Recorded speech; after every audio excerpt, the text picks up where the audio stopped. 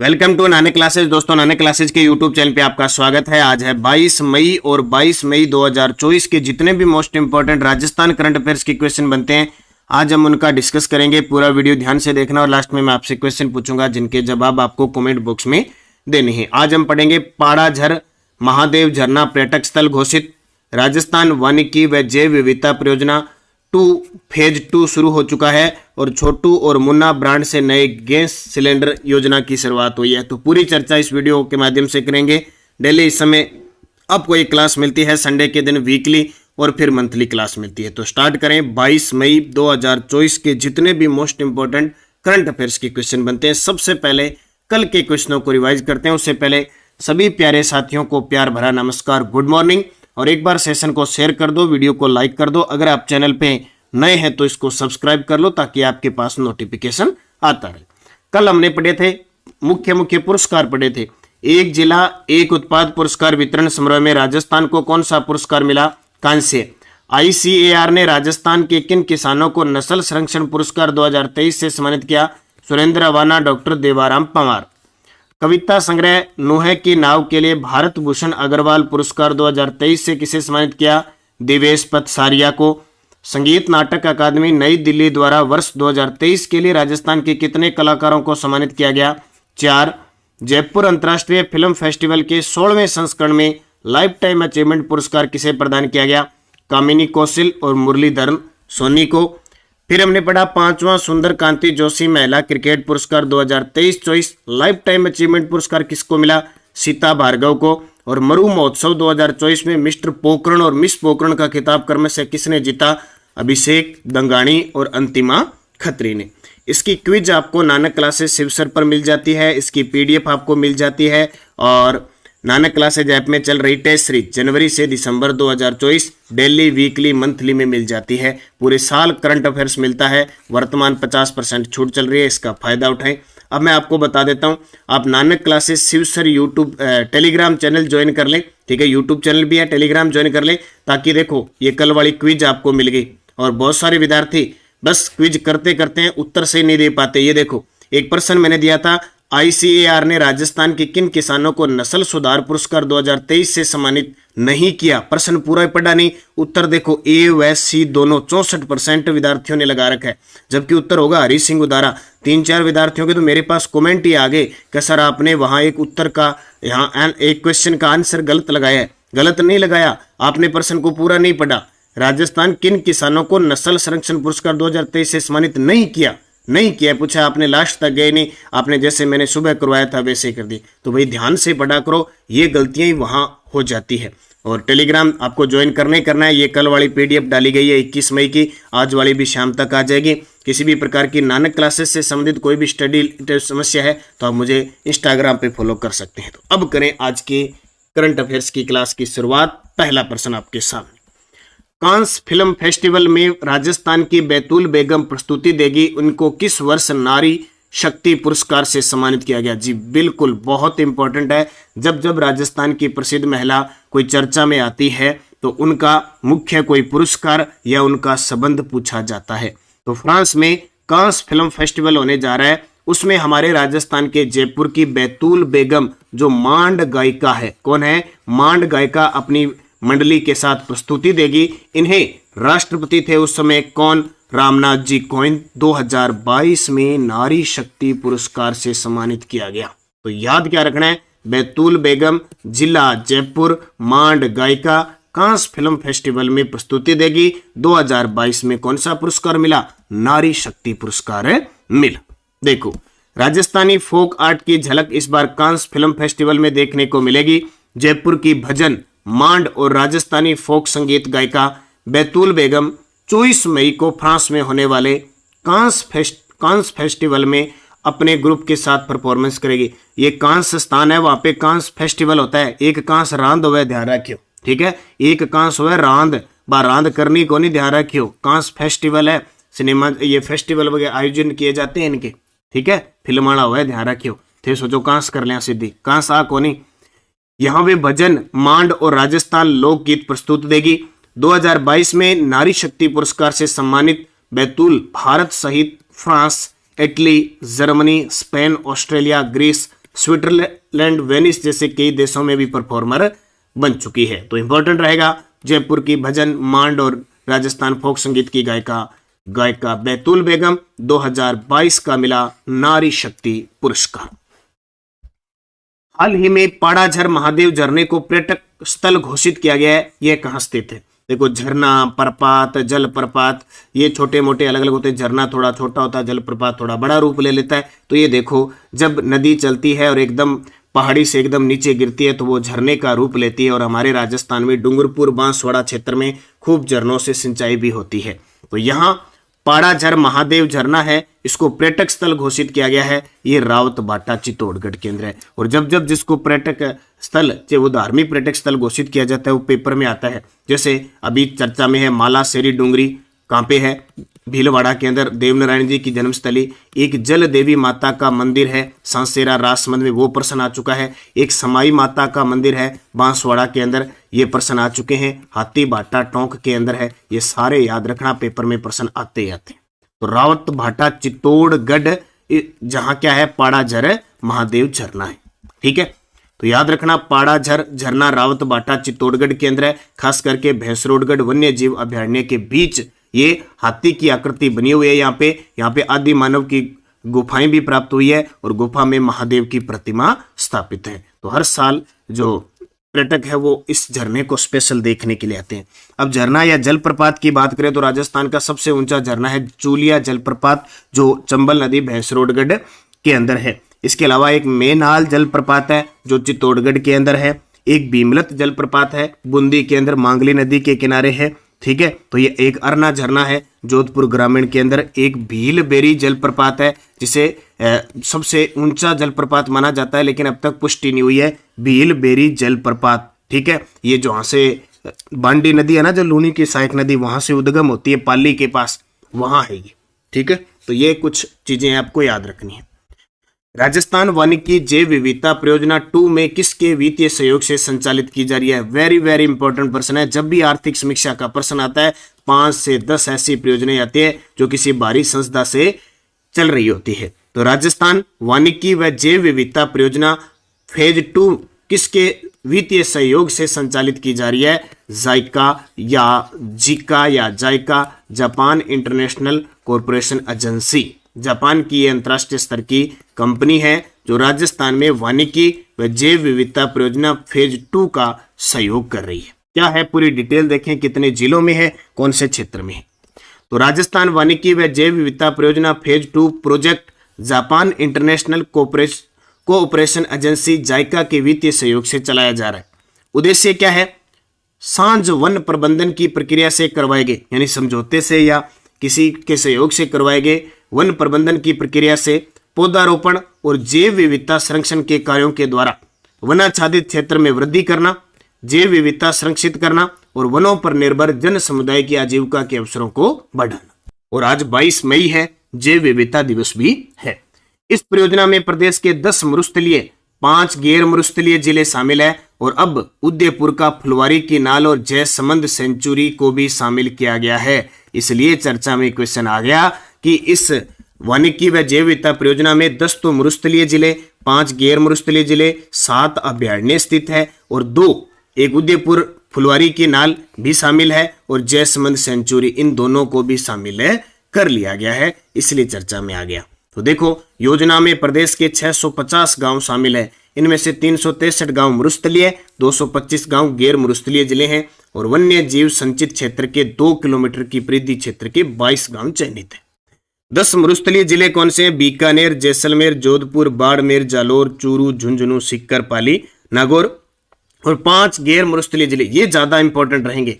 5 गैर मरुस्थलीय जयपुर, भीलवाड़ा, सिरोही, डूंगरपुर, बांसवाड़ा।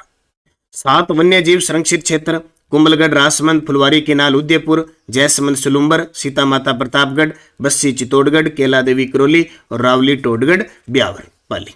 ठीक है, इनको 7 वन्य जीव संरक्षित क्षेत्र है, 5 गैर मरुस्थलीय जिले हैं, 10 मरुस्थलीय जिले हैं। योजना कौन सी? राजस्थान वानिकी व जैव विविधता परियोजना फेज 2 किसके सहयोग से? जापान की अंतरराष्ट्रीय कंपनी जिका यानी जाइका। ठीक है, याद रखना बहुत इंपॉर्टेंट है। अब ये प्रश्न आ गया। अब ध्यान रखना, इसी से संबंधित मैं एक पर्सन और जापान की सहयोग ये जीका से संबंधित एक पर्सन और है, वो और करवाऊंगा मैं आपको, जस्ट 5वां पर्सन। पहले ये देखो, प्रदेश में किस जिले से छोटू और मुन्ना ब्रांड से 2 किलो और 5 किलो के नए सिलेंडर की योजना पायलट प्रोजेक्ट के रूप में शुरू की गई। देखो छोटू तो आएगा 5 किलो, यहाँ 5 कर लो, और मुन्ना आएगा 2, क्योंकि मुन्ना मेरे मुन्ने भूल न दाना दूध का कर्ज निभाना, ठीक है, ये मुन्ना है और ये छोटू है। छोटू है ब्रांड, छोटू मटके वाला, ठीक है, याद रखना छोटू मटके वाला आ गया। आजकल जो होती है ना, अब गर्मी बहुत है तो मटके ठंडे ठंडे पानी के लिए आते हैं, मुन्ना, बस वो मुन्ना ध्यान रखना। तो मुन्ना 2 रुपए किलो, 2 किलो वाला मुन्ना है, और छोटू है 5 रुपए 5 किलो वाला। छोटू 5 किलो, मुन्ना 2 किलो। नए सिलेंडर की योजना पायलट प्रोजेक्ट के रूप में शुरुआत हुई है। नया जिला जो अलवर से अलग हुआ है खेरथल तिजारा से। देखो छोटे छोटे 2 किलो वाले और 5 किलो वाले। क्या प्रक्रिया है, तो राज्य सरकार ने प्रदेश में छोटू और मुन्ना ब्रांड से 5 किलो और 2 किलो के नए सिलेंडर की योजना प्रारंभ की है, और यह नॉन सब्सिडी गैस सिलेंडर होंगे, जिसके लिए बुकिंग की जरूरत नहीं होगी, और यह सिलेंडर राशन की दुकानों पर मिलेगा।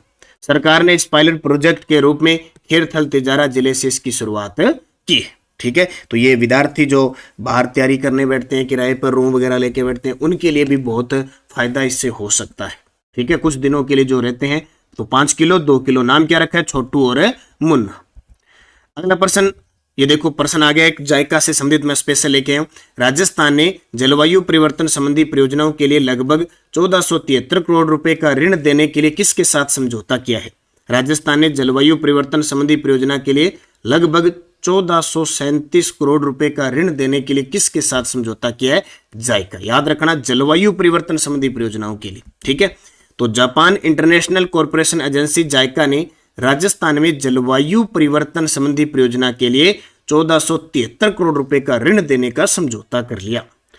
आधिकारिक विकास सहायता के तहत जायका वानिकी, वन संरक्षण, जैव विविधता संरक्षण, पारिस्थितिकी पुनर्स्थापन और आजीविका संबंधी गतिविधियों में सुधार के लिए ऋण देगा। यानी जब भी वन संरक्षण, जैव विविधता संरक्षण और इनके नाम आ जाए तो आपको जायका कंपनी कर देनी है। जायका 1991 से अब तक राजस्थान में 5 वानिकी परियोजनाओं को समर्थन दे चुका है। जायका और राजस्थान वन विभाग 2024 में कार्बन स्टॉक समेत वन प्रबंधन संबंधी आंकड़ों को एकत्रित करने की पायलट परियोजना शुरू करने का विचार कर रही है। अब जायका यानी Zika, Japan international cooperation agency को और कॉरपोरेशन एजेंसी राजस्थान जल क्षेत्र आजीविका सुधार परियोजना में भी काम कर रही है। याद रखना, पिछली आर्थिक समीक्षा में प्रश्न आ चुका है कि राजस्थान जल क्षेत्र आजीविका सुधार परियोजना में कौन सी कंपनी काम कर रही है, जायका। जीका द्वारा वित्त पोषित है। ये अवधि अक्टूबर 2017 से अक्टूबर 2024 तक है। उद्देश्य 27 जिलों में 137 सिंचाई परियोजनाओं में पुनर्वास और जीर्णोद्धार के कार्य किए जाएंगे। इस परियोजना से 4.70 लाख हेक्टेयर कृषि योग्य सिंचित क्षेत्र को लाभ मिलेगा, और जीका द्वारा फेज 2 यानी ट्रॉन्च 2 वित्तीय सहायता दी जाएगी। कुल लागत 2348.83 करोड़। अब मैंने आज आपको जायका के द्वारा राजस्थान में 3 बातें बता दी। एक तो राजस्थान जल क्षेत्र आजीविका सुधार परियोजना, एक आपको जलवायु परिवर्तन संबंधी परियोजना के लिए, और तीसरा ये बता दिया राजस्थान वानिकी व जैव विविधता परियोजना फेज 2 के लिए। तो ये सारी इंपॉर्टेंट है, अक्सर ऐसे प्रश्न एग्जाम में आते हैं।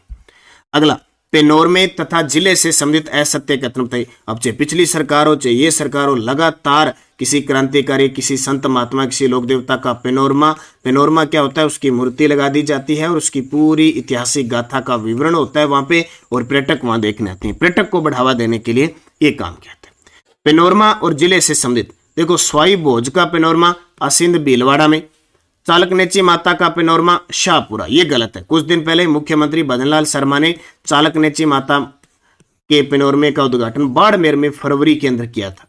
वीरमदेव व कानड़ देव चौहान का पेनोरमा जालोर में, और स्वतंत्रता सेनानियों का पेनोरमा जयपुर के अंदर। तो गलत कौन सा हो जाएगा, बी नंबर हो जाएगा। अब कुछ पेनोरमों की चर्चा हम कर लेते हैं। राजस्थान में प्रमुख स्थापित पेनोरमे, प्रमुख पेनोरमे में चालकनेची माता पेनोरमा बाड़मेर में, महाबलिदानी मां पन्नाधाय का पेनोरमा पाडोली चित्तौड़गढ़ में, लोक देवता अमराजी भगत का पेनोरमा दौलतपुरा चित्तौड़गढ़ में, सिद्ध श्री खेमा बाबा पेनोरमा बायतू जो बालोतरा में चला गया, गोविंद गुरु पेनोरमा छाणी मगरी डूंगरपुर में, राव शेखा जी का पेनोरमा अमृतसर जयपुर में, भगत श्री सेन महाराज का पेनोरमा पुष्कर अजमेर, भगवान देवनारायण जी का पेनोरमा मालासेरी डूंगरी भीलवाड़ा। कृष्ण भगत अली बख्शी पेनोरमा मुंडावर जो खेरथल तिजारा में है। सबरी पेनोरमा दूध तलाई रावत बाटा चित्तौड़गढ़ में। पन्ना दाई पेनोरमा कमेरी राजसमंद में। बप्पा रावल का पेनोरमा मठाठा उदयपुर में। अब देखो पन्ना दाई मां पन्ना दाई का पेनोरमा पाडोली में ही है और कमेरी के अंदर भी बनाया गया है। केसरी सिंह भारत का पेनोरमा शाहपुरा में। देवराज जी का पेनोरमा सेतरावा शेरगढ़ जोधपुर में। और बीकाजी सोलंकी का पेनोरमा देसूरी पाली में। बीकाजी सोलंकी का पेनोरमा देसूरी पाली में। संत ईसरदास का पेनोरमा जालिपा बाड़मेर में। महाराजा सूरजमल का पेनोरमा डीग में। बुंदा मीणा का पेनोरमा बूंदी में। राजा हेमू का पेनोरमा मचाड़ी अलवर में। पृथ्वीराज चौहान का पेनोरमा अजमेर में। इंदिरा महाशक्ति भारत पेनोरमा पोखरण जैसलमेर में। और महाराजा सूरजमल का पेनोरमा भरतपुर से अलग हुआ जिला डीग में। स्वाई भोज का पेनोरमा आसिंद भीलवाड़ा में। केला देवी का पेनोरमा करौली में। वीरमदेव कानड़देव चौहान पेनोरमा जैलोर में। और स्वतंत्रता सेनानियों के पेनोरमे जयपुर में। ये सारे के सारे परीक्षा की दृष्टि से बहुत इंपॉर्टेंट है और एग्जामिनर इनसे पूछता है। तो इनको अच्छे तरीके से याद रखना। ये सारे के सारे जितने मैंने आपको पेनोरमे बताए हैं ये एक आधा आपको पेपर में कोई ना कोई पूछे लेगा। अगला प्रश्न देखिए, हाल ही में कौन सा बायोलॉजिकल पार्क बागिन अंबिका की मौत के कारण चर्चा में रहा है? हाल ही में कौन सा बायोलॉजिकल पार्क यानी जैविक उद्यान है वो कौन सा चर्चा में आया है? बागिन अंबिका की मृत्यु हो चुकी है तो वो है माचिया सफारी पार्क जोधपुर। देखो राजस्थान के अंदर वर्तमान में टोटल 4 बायोलॉजिकल पार्क है। पहला घोषित हुआ था नाहरगढ़ जबकि बना था पहला सज्जनगढ़। और तीसरा माचिया सफारी पार्क और चौथा अभेड़ा पार्क। यानी अगर क्रम पूछे कि सबसे पहले बना सज्जनगढ़, फिर दूसरा बना माचिया सफारी पार्क, तीसरा बना नाहरगढ़ और चौथा भी 2021 में बना था अभेड़ा बायोलॉजिकल पार्क कोटा। कभी पेपर में आ जाएगी पहला घोषित कौन सा हुआ था? नाहरगढ़। बहुत बार एग्जामिनर क्या करता है सीधा ही प्रश्न आ जाता है कि राजस्थान का पहला बायोलॉजिकल पार्क, तो वहां नाहरगढ़ ऑप्शन नहीं होता है, सज्जनगढ़ होता है। या कई बार ये पूछ लिया जाता है कि कौन सा घोषित है तो नाहरगढ़। तो इसमें कंफ्यूज मत होना, राजस्थान के अंदर 4 बायोलॉजिकल पार्क है। और अभी बागिन अंबिका की मौत के कारण चर्चा में कौन सा बायोलॉजिकल पार्क आया है? Machia safari park Jodhpur. वर्तमान में राजस्थान के अंदर 27 वन्य जीव अभ्यारण्य है, 33 आखेट निषेध क्षेत्र है, 36 कंजर्वेशन रिजर्व है और 7 मृगवन है, कोई संचालित है कोई नहीं है, 5 जंतुआलय है, कुछ बंद भी हैं। तो ये सारा आपको याद रखना है।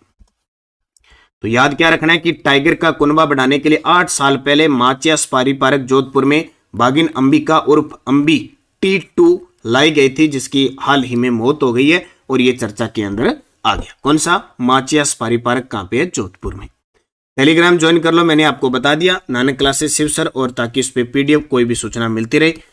Answer for last video question, कल आपसे मैंने क्वेश्चन पूछा था प्रदेश में राजस्थान फॉरेंसिक साइंस यूनिवर्सिटी किस जिले में बनाई जाएगी? आप सभी साथियों का सही जवाब था जयपुर।